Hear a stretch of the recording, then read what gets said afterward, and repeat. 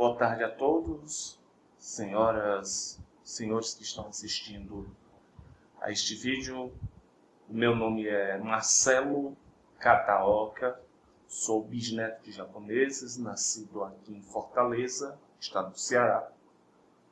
Tenho 36 anos e a minha formação acadêmica inclui graduação em Pedagogia pela Universidade Vale do Acaraú, em História pela FIC, Estácio, com especialização em transtorno do espectro autista e neurodesenvolvimento.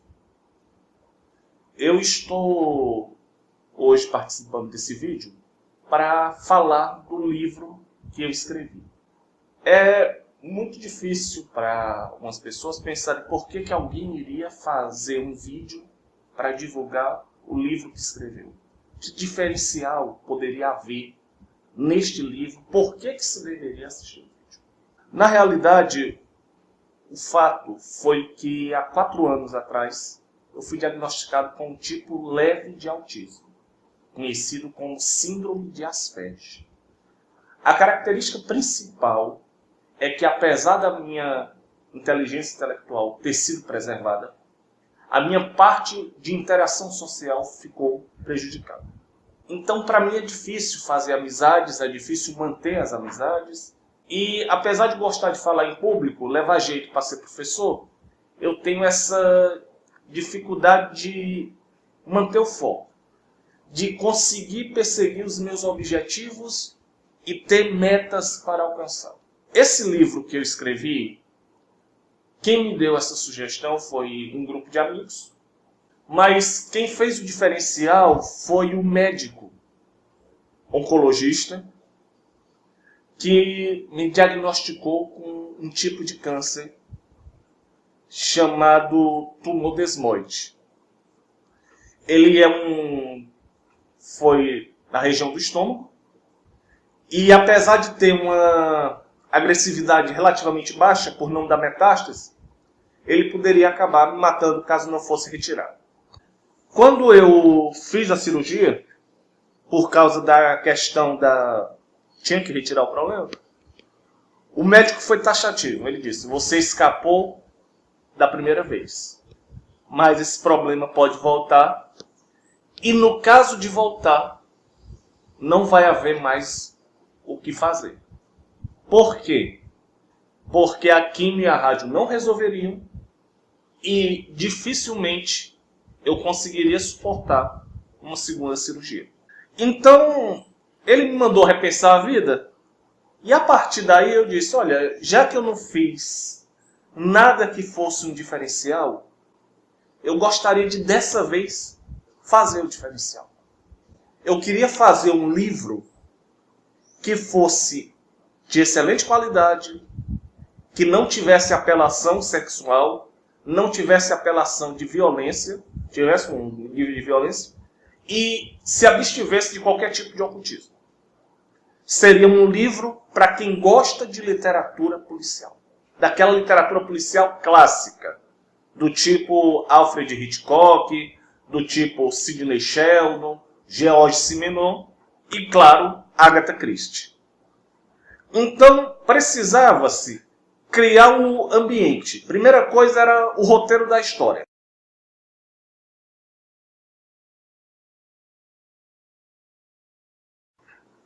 Bom, a questão do roteiro era o seguinte: precisava-se fazer encontrar um número de pessoas. Essas pessoas estariam em um mesmo lugar e entre essas pessoas estaria o assassino. Então, qual foi a ideia que me surgiu depois de ler inúmeros livros sobre o assunto?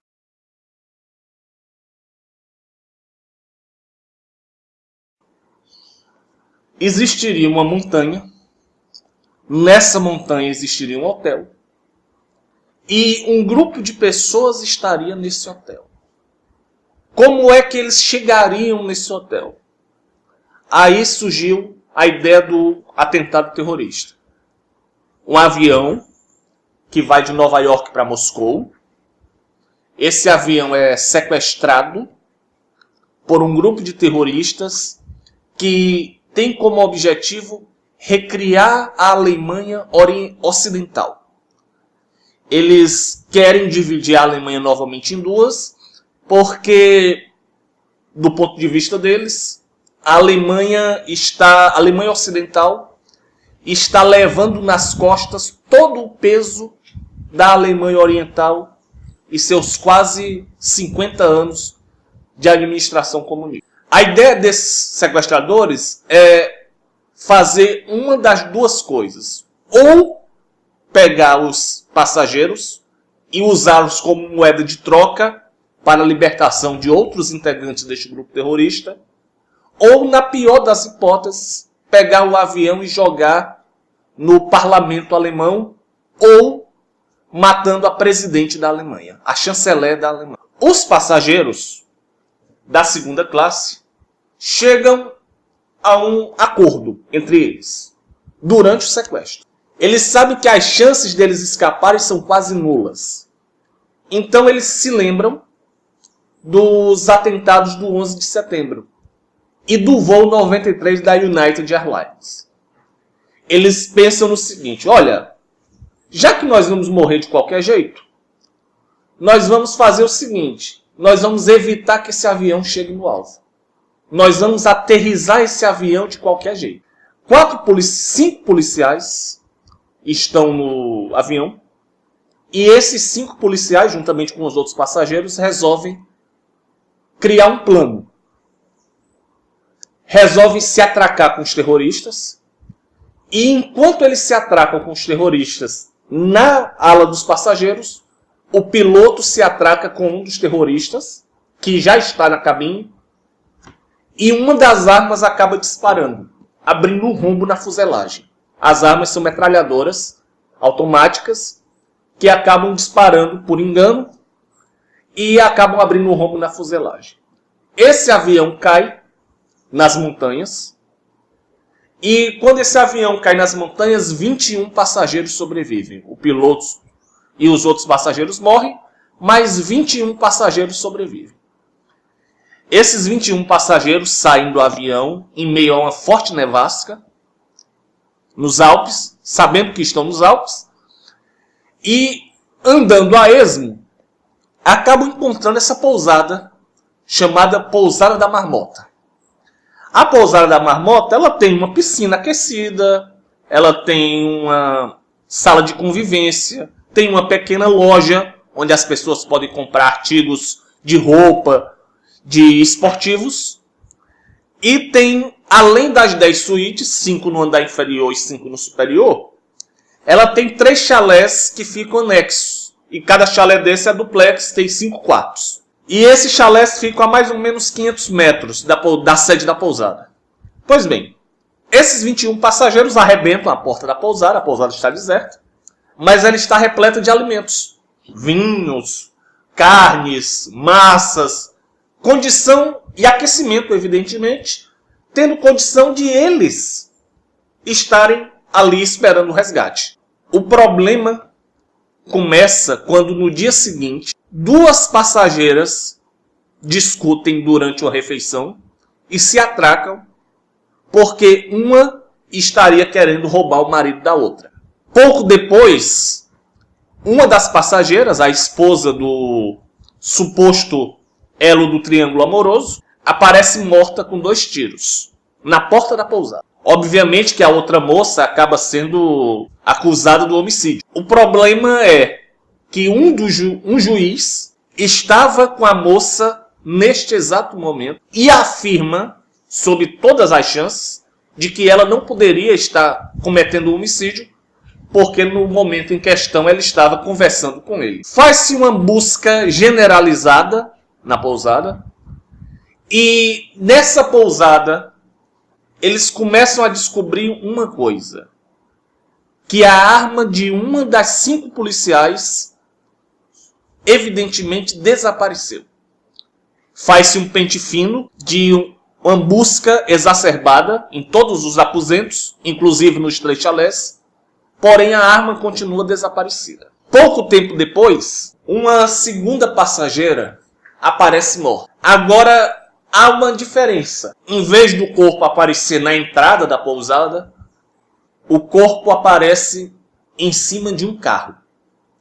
De um dos carros estacionados na pousada. Pela destruição se convém de que a pessoa ou caiu acidentalmente ou foi atirada do mirante que existia do lado da pousada. Pouco tempo depois, os outros sobreviventes, os 19 sobreviventes que restam, assistem à reportagem do acidente e descobrem que, em vez de 4 terroristas, 5 terroristas embarcaram naquele avião. Obviamente que eles chegam à conclusão que se eles pegaram 4 terroristas, o 5º terrorista está misturado entre os sobreviventes. Começa então uma caçada para descobrir qual dos sobreviventes é a 5ª terrorista que atende pelo codinome de Unsichtbar. O Unsichtbar é uma palavra em alemão que significa invisível.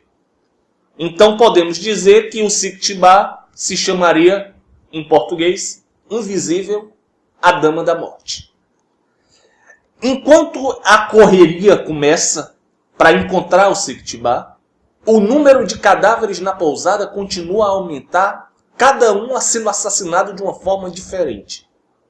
E eles têm que correr contra o tempo para escapar de Unsichtbar e conseguir acionar o resgate, porque, para todos os efeitos, não houve sobreviventes naquele avião. Na realidade, vocês podem ver, pelo que eu estou falando, de que esse roteiro é de um filme de suspense, um filme policial.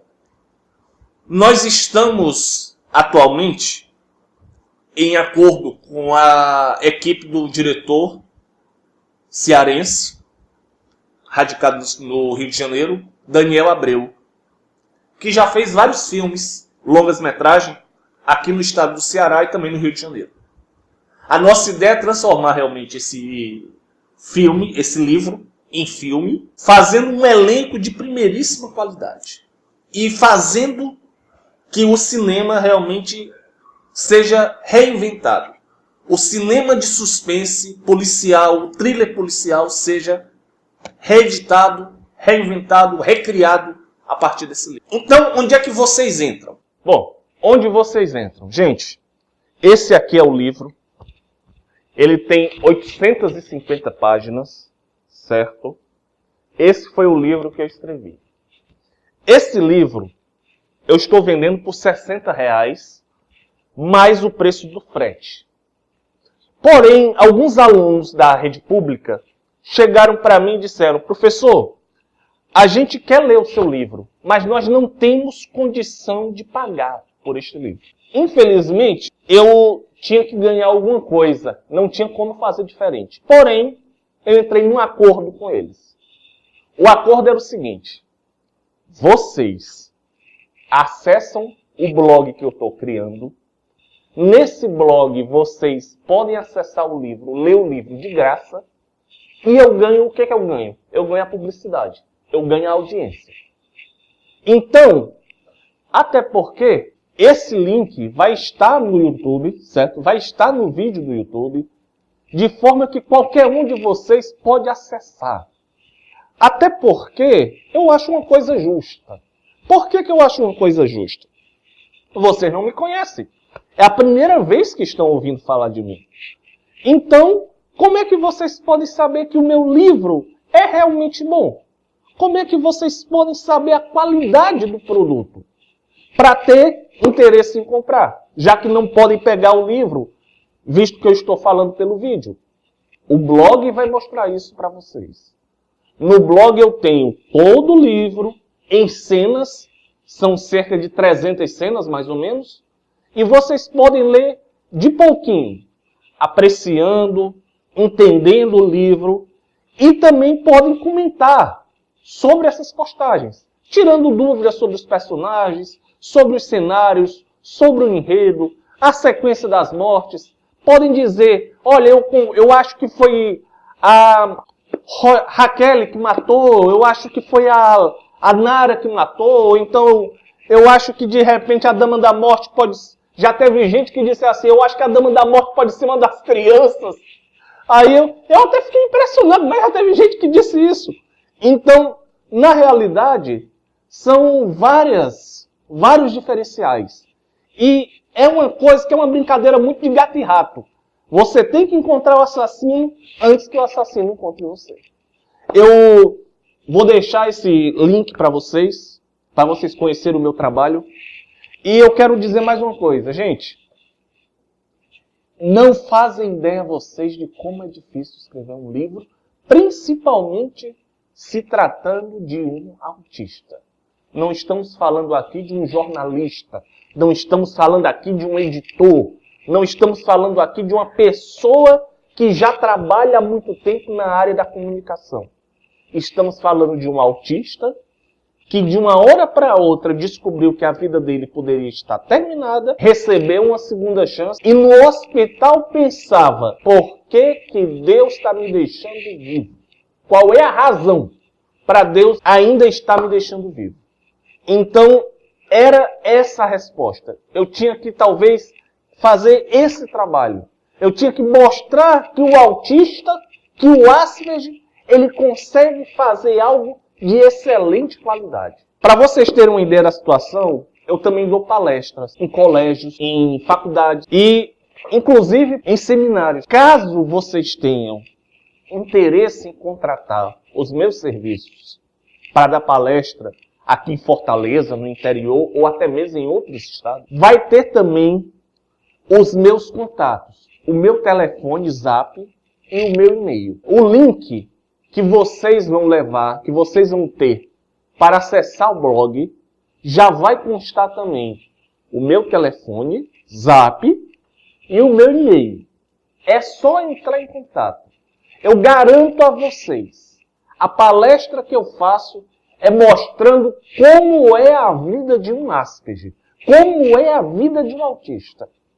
E acreditem, vai ter muitos casos, vão ter muitos casos daqui para frente. A tendência, para vocês terem uma ideia, é de que o índice de crianças autistas seja na média de 2% de todos os nascidos nos próximos anos. Então, é necessário, é preciso que pessoas saibam o que é um trabalho de um autista, como é que ele foi feito e de que qualidade ele pode ser. Tá certo? Eu espero todos vocês que possam acessar o blog, conheçam o meu trabalho e possam entrar em contato comigo para fazer as novas palestras. E, lembrando, quanto mais gente acessar o blog, mais fácil de termos uma editora para publicar o livro. Porque o trabalho que eu fiz aqui foi artesanal, gente. Eu não tenho condição de fazer um trabalho de blog escala.